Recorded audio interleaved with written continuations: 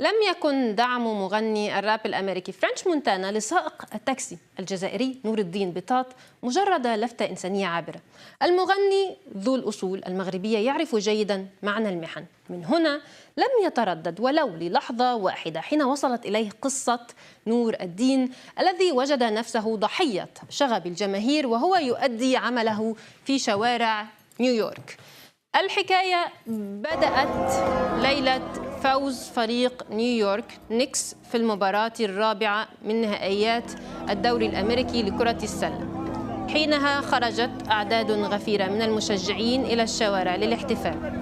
في تلك اللحظات كان السائق الجزائري في عمله كالمعتاد قبل أن تتوقف رحلته ويفاجأ بمجموعة من الأشخاص تتسلق سطح سيارته. وقف عاجزا طبعا بلا حول ولا قوة.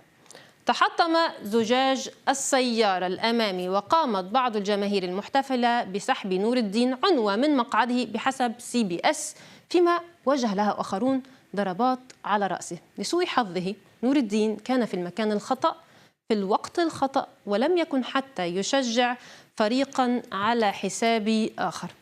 الصدمة كانت مضاعفة، السائق يعاني من آلام في الظهر كما أنه مصاب بمرض السكري ما تسبب له في دوار وصعوبة في الحركة استدعت نقله إلى المستشفى.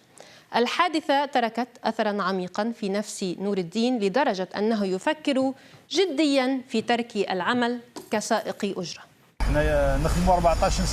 I work 13-14 hours a day to do my best to pick them up and drop them off safely. And at the end of the day, they were treating me like this, in this brutal way. الآثار ليست جسدية ولا نفسية فقط. السائق وجد نفسه في ضائقة مالية، خاصة أن أسرته المقيمة في الجزائر تعتمد على دخله اليومي. لكن الفرج جاء سريعا، فنداء واحد أطلقه من فرنش مونتانا عبر حساباته دعا فيه الجمهور إلى مساعدته على الوصول إلى نور الدين، ساهم في التعريف بقصة السائق وتحريك حملة تبرعات كبيرة لصالحه.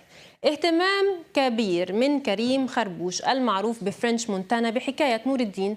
لم يأتي هذا الاهتمام فقط من باب التعاطف، فوالد فرنش مونتانا عمل كسائق تاكسي بعد انتقال العائلة من المغرب إلى الولايات المتحدة واستقرارها في نيويورك، وهو ما جعله قريبا من واقع السائقين المهاجرين وتحدياتهم.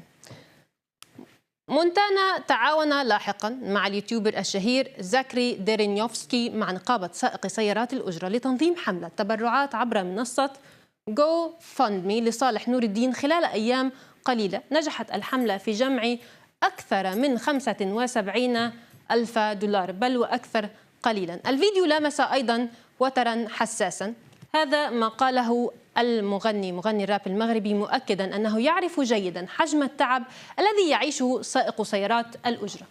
These are the people that make the world go around. They don't bother nobody. They're out there working, minding their business. Shout out to all the fans and everybody out there that got a heart, that donated and made sure that he was able to make a living and change his life.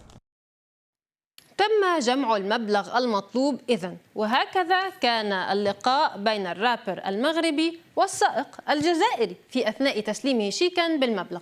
لحظة جمعت بين مغربي وجزائري بعيدا عن أي حسابات أخرى انتصر فيها التضامن الإنساني لرجل وجد نفسه فجأة في محنة. $75,000 for you. Thank you so much. Thank you so much, حبيبي.